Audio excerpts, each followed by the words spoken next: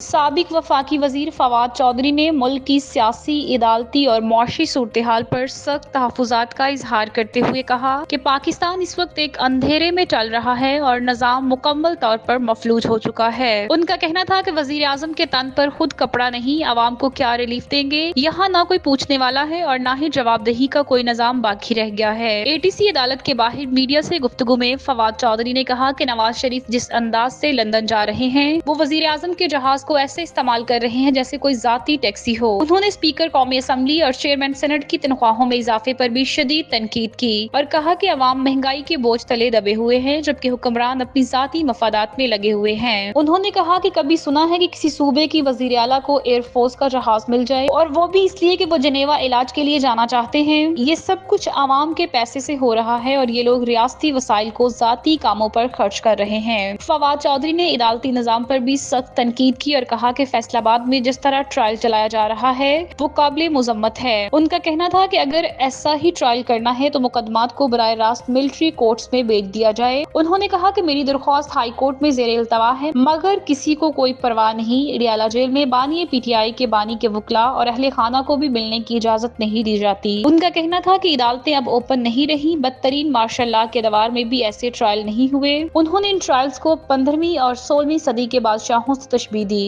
جہاں مخالفین کو خاموش کرنے کے لیے ایسے ہتھ کنڈے استعمال کیے جاتے تھے۔ انہوں نے کہا کہ کئی لوگ 3 سال سے جیلوں میں بند ہیں اور کوئی ان کی خبر لینے والا نہیں۔ فواد چودھری نے عدالتی نظام کو مکمل ناکام قرار دیتے ہوئے کہا کہ ملک کا عدالتی نظام بیٹھ چکا ہے، ہر طرف اندھیرا چھایا ہوا ہے اور یہ نہیں معلوم کہ یہ اندھیرا کب ختم ہوگا۔